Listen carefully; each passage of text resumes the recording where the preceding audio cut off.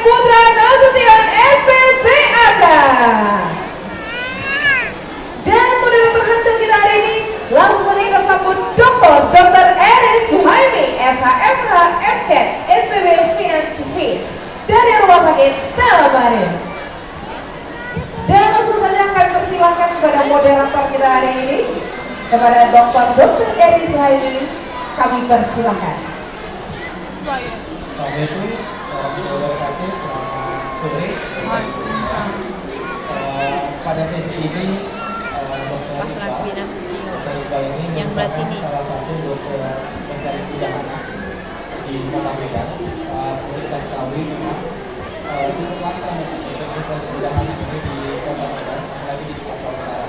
Bisa dihitung dengan jari jumlah dokter spesialis bedah anak di Sumatera Utara. Nah, pada sesi ini kita akan membahas tentang waspada terhadap gejala sakit perut. Nah, memang gejala sakit perut kadang sepele gitu, tapi jika tidak diwaspadai itu bisa berakibat fatal. Nanti Dr. Iqbal akan menjelaskan beberapa kasus tentang yang bergejala sakit perut. Nanti Bapak Ibu bisa saling share dan berdiskusi. Jika ada yang mau ditanyakan atau ada yang mau dikonsultasikan, nanti bisa sharing bersama kita di forum ini. Nah, untuk mempersingkat waktu, mungkin Dr. Iqbal, waktu dan tempat saya persilahkan. Sendirian ya. Ya, assalamualaikum warahmatullahi wabarakatuh. Selamat sore Bapak dan Ibu semua. Terima kasih atas sudah melakukan partisipasinya semua.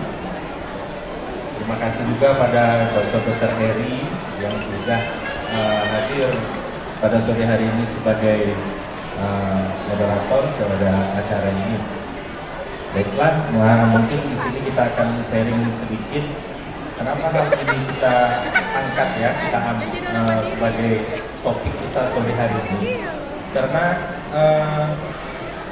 sakit perut pada anak ini kalau dibiarkan bisa salah satunya menimbulkan suatu gejala yang sangat serius seperti itu. Jadi dalam hal ini kita tidak boleh sepele atau di sini kita tidak peduli ya, sakit perut biasa ini kasih obat biasa. Nah, jadi di sini saya ingin memberikan informasi agar Bapak dan Ibu bisa mewaspadai, karena pada anak-anak ini sulit kita untuk mengetahui seperti pada dewasa. Kalau dewasa dia sudah bisa bicara kepada orang tuanya, Pak, Bu, saya sakit perut, gimana yang sakit? Nah, kalau anak bayi gimana?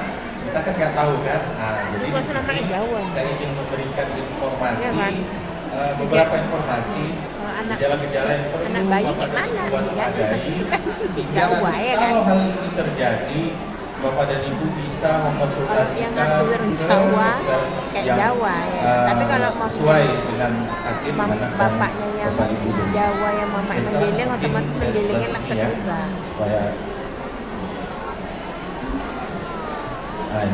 jadi intinya di sini kita jangan, Bapak dan Ibu jangan mensepelekan nyeri perut pada anak. Kenapa bisa berakibat fatal seperti yang saya sebutkan tadi, saya jelaskan lagi.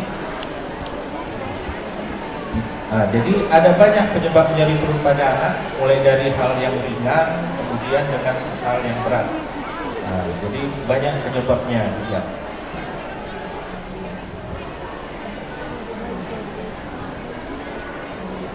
Yang paling sering pada anak-anak yaitu biasanya di atas 5 tahun. Apa yang paling sering? Itu radang usus buntu, itu yang paling sering. Jadi terkadang diawali oleh demam, juga mual pada anak, mual muntah, kemudian terasa sakit dia di perut sebelah kanan bawah. Nah, itu perlu diwaspadai, mungkin ada gejala usus buntu pada anak-anak. Jadi bukan hanya pada dewasa. Jadi sampai saat ini belum ada suatu ilmu di kedokteran ini yang menyatakan kenapa seseorang itu bisa sakit usus buntu. Jadi bisa saja anak-anak mengidap usus buntu, jadi belum tentu karena dewasa, oh dewasa udah banyak makan, apalagi mitosnya apa Makan gigi biji jambu jambu. ya, katanya telan atau apa. Ya itu tidak terbukti juga secara ilmu pengetahuan. Jadi biasanya yang paling sering pada anak-anak itu gejala awalnya selain sakit perut adalah demam. Nah, jadi harus kita waspadai seperti itu.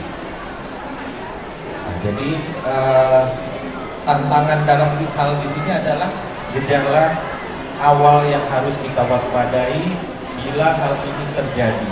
Jadi di sini ada beberapa penyakit yang nanti harus diwaspadai oleh Bapak dan Ibu.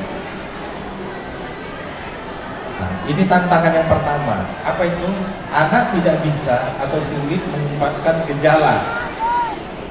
Gak mungkin dia ngomong anak bayi kan, "Ma, sakitnya," nggak mungkin. Jadi kita yang harus waspada, kita yang harus melihat apa tantangan, apa gejala yang sedang dialami anak kita, seperti itu.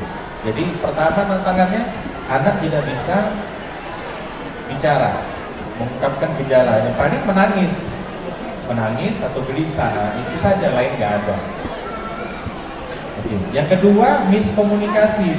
Biasanya bapak dan ibu bekerja, anak diasuh oleh pengasuh atau babysitter.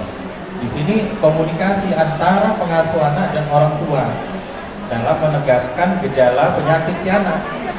Saya saja pengalaman di praktek, nanti datang pasien, yang datang orang tua dan babysitternya di sini. Nanti ditanya, sejak kapan dia demam? Orang tuanya bilang, baru 1 hari ini. Datang babysitternya bilang, udah 3 hari dong. Nah, yang mana yang benar ini? Nah, inilah maksudnya, miskomunikasi antara orang tua dengan babysitter di sini. Jadi harus kita sebagai orang tua juga harus aware terhadap anak. Ramen yang ini. Jadi perjalanan penyakit pada anak, kalau dia mengarah ke akut atau ke hal yang bisa mengkhawatirkan, itu apa? Itu sepertiga dari pasien itu datang ke rumah sakit sudah mengalami gejala yang buruk seperti itu. Jadi di rumah dibiarkan sakit, dikasih paracetamol, demam, dikompres-kompres. Nah, nggak turun juga dikasih minum, nanti muntah. Nah, seperti itu. Jadi harus waspada ya. Jadi yang ketiga tadi, yang pertama tadi anak tidak bisa mengungkapkan, yang kedua miskomunikasi masalah penyakit anaknya antara babysitter dan orang tua. Kemudian yang ketiga, perjalanan penyakit yang bisa sangat cepat. Kenapa? Anak-anak daya tahannya itu tidak seperti dewasa. Nah, sehingga kalau dewasa sakit perut mungkin mengidap suatu penyakit, mungkin daya tahan tubuhnya udah lebih baik, lebih kuat ya. Sehingga untuk sembuh sendiri itu lebih memungkinkan. Tapi kalau anak-anak sulit seperti itu, karena daya tahan tubuhnya tidak seperti yang orang dewasa. Nah, jadi dari perut akut ini tiba-tiba di sini Ibu. Artinya salah satu kelainan paling umum pada anak-anak biasanya sembuh sendiri bisa. Tapi hati-hati, di awal sembuh sendiri, kemudian apa? Timbul lagi sakitnya. Jadi harus kita waspadai. Jadi di sini tantangan untuk mendiagnosanya baik kepada dokternya juga kepada orang tuanya. Bukan orang tuanya harus mendiagnosa, bukan. Di sini maksudnya apa? Orang tua mewaspadai gejala yang diderita anaknya seperti itu. Nah ini, jadi ini bagian kalau kita lihat di sini, ini bagian-bagian dari perut, ya di sini.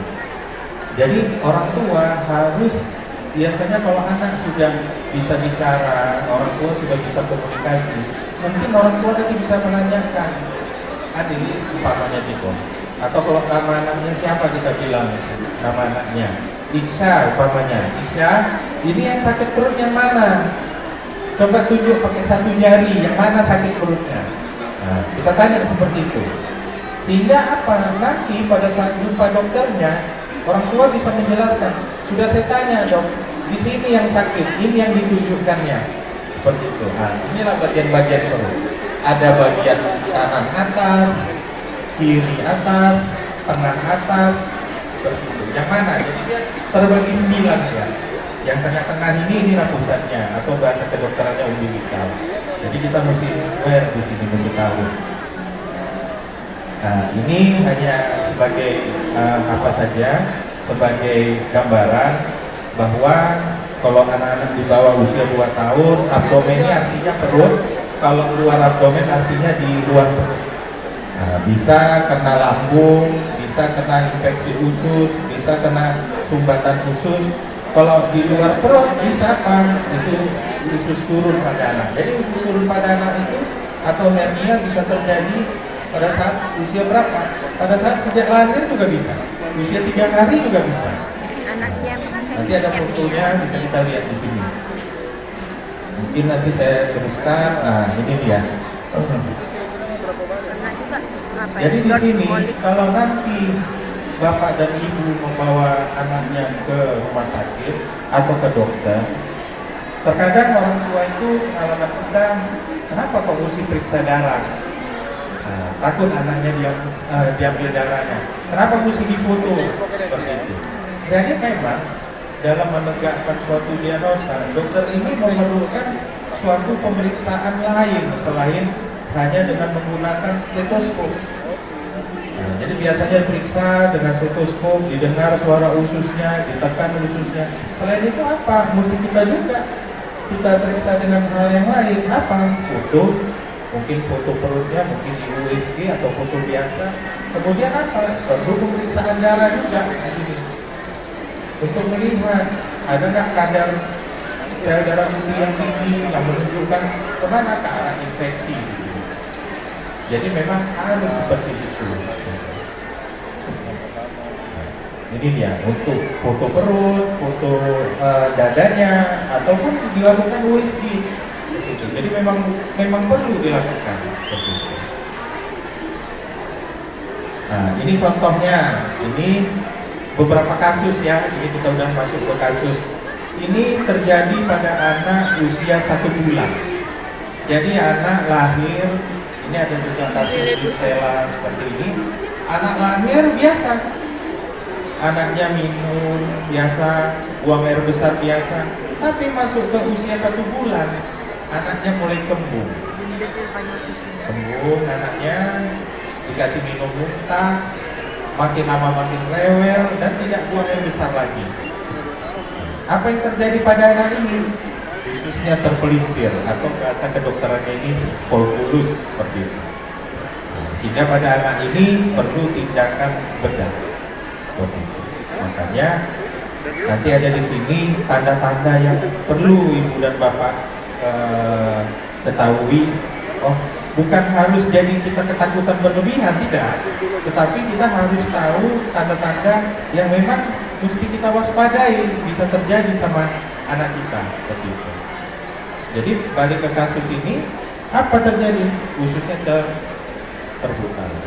Kenapa bisa seperti itu? Itu karena gerakan usus yang berlebihan dan memang juga salah satu lainnya karena kelainan bawaan lahir seperti itu. Nah, ini contohnya, mungkin dilihat nggak? Nah, ini contoh kasusnya terpelintir ususnya seperti itu. Seperti ini. Nah, ini kasus lain. Ini anak usia 10 tahun. Di awalnya orang tua mengeluhkan anaknya ini kok nggak sesuai nih gemuknya nih sama umurnya. Dan makin lama makin besar perutnya. Tapi kok badannya nggak gemuk. Yang besar itu cuma perutnya seperti itu. Perutnya yang makin besar dibiarkan. Terakhir apa? Ternyata anaknya mengidap tumor. Ini anak usia 10 tahun. Ya, tumornya beratnya 7 kilo nih sampai. Nah, ini contoh-contoh foto aja udah ya. Nah, ini ada lagi. Anaknya sambil nonton TV, sambil nonton duduk-duduk apa nih? Ambil rambut, makan. Ya Allah. Ambil rambut, makan. Ada sih seperti itu kegemarannya, memakan rambut sendiri. Terakhir rambutnya tersumbat, menumpuk tersumbat pada ususnya. Sehingga nggak lancar lagi buangnya besarnya, tersumbat ya. Sehingga harus lakukan tindakan operasi. Operasi apa? Rambut semua dalamnya ini. Ini rambut. Nah, ini pada anak usia kalau nggak salah saya 7 tahun. Ini kasus juga di Stella Maris, seperti itu. Ah, ini apa? Kalau ini hernia, ini paling sering pada anak-anak. Jadi kalau ada benjolan yang tidak normal di daerah kelamin, sebaiknya segera bawa ke dokter untuk dilakukan pemeriksaan. Karena berbagai macam bisa usus turun, bisa karena telurnya itu infeksi, atau telurnya terpelintir, atau apa, atau di dalam telurnya itu menumpuk cairan. Jadi harus waspada di sini. Nah, jadi kalau biasanya ibu-ibu nih, kalau nanti mandikan anaknya, diperhatikan seperti itu. Oh, ini kok ada yang lain ini sepertinya. Lebih bagus cepat dikonsultasikan, karena penyakit ini namanya penyakit, semakin cepat kita ketahui, semakin cepat tindakan, maka hasilnya akan lebih baik. Seperti ini usus turun. Kita lihat tuh ada benjolan di kelaminnya, di paha. Ini sudah terjadi, sebelumnya benjolan ini hilang timbul kata orang tuanya. Tetapi udah 3 hari tidak hilang timbul lagi dong. Anaknya makin rewel, perutnya gembung. Ternyata usus yang turun itu sudah terjepit. Kita operasi, dilihat di bawah ini yang foto yang di bawah, bahwa udah ususnya pun udah rusak, udah ada yang bocor. Seperti itu. Nah, ini yang paling sering juga, ini apa? Usus buntu. Jadi kasus yang termuda yang pernah saya kerjakan, usus buntu anak usia 2 tahun. Jadi bukan karena tertelan biji cabai gitu. Oh, ini karena suka makan jambu, karena suka makan yang pedas-pedas, ya enggak juga. Itu dia. Istri saya kalau makan cabai, wah banyak kali ya kan, gemar makan cabai, biasa-biasa aja itu ya kan. Seperti itu. Itulah dia, jadi harus hati-hati. Karena kadang kan orang tua masih nanya, kok anak saya bisa kena usus buntu? Itu yang sulit kita menjelaskan. Dan memang ya terinfeksi dia usus buntunya. Ini yang perlu diwaspadai. Apa itu sokma? Gejala-gejala apa? Sakit perut, obstipasi itu artinya tidak BAB. Harus kita waspadai. Kemudian apa? Kembung perut membesar. Kemudian apa? Muntah. Dan yang terakhir apa? Abdominal sign atau tanda-tanda pada perut. Apa di sini? Ditekan sakit, perut merah. Nah, jadi harus kita waspadai di sini. Ingatlah Bapak Ibu, kalau ada tanda-tanda seperti ini, waspadai bahwa ini mungkin gejala akut atau membutuhkan suatu tindakan medis yang lebih serius di sini. Oke, jadi kalau ada seperti itu mungkin bisa dibawa ke rumah sakit ya, supaya dapat diperiksa, mungkin nanti ditambah dilihat untuk pemeriksaan tambahan, mungkin difoto atau macam lah, harus kita waspadai di sini. Nah, ini dia. Kalau tidak kita tangani, ada masalah di perut. Kenapa? Di perut itu udah pasti yang paling sering itu apa? Usus anak itu. Jadi kalau infeksinya berat, berlanjut, ini yang bisa terjadi. Bisa infeksi perut yang berat atau peritonitis. Kalau ususnya rusak, bisa dipotong, bisa dibuat lubang BAB-nya di perut. Banyak yang komplikasi yang gak enak di sini yang bisa terjadi. Nah, ini dia pengobatan alternatif ini yang paling juga bahaya juga, yang harus kita waspadai. Apa? Ditusuk. Jangan sekali-sekali di daerah perut itu ditusuk. Kenapa? Di daerah perut kita ini tidak ada tulang. Dia langsung kulit, otot, dan di bawah otot itu langsung organ-organ di dalam perut. Apa itu? Usus. Jadi kalau sakit perut berarti apa? Ususnya yang infeksi, ditambah kusuk lagi, luka lah ususnya dan bisa bocor di situ. Kemudian hati-hati juga kita kalau memakan atau mengkonsumsi obat herbal yang tidak terdaftar di BPOM. Kenapa? Bisa memicu reaksi alergi yang berlebihan atau efek samping yang kita tidak inginkan seperti itu. Baik, mungkin itu saja pemaparan dari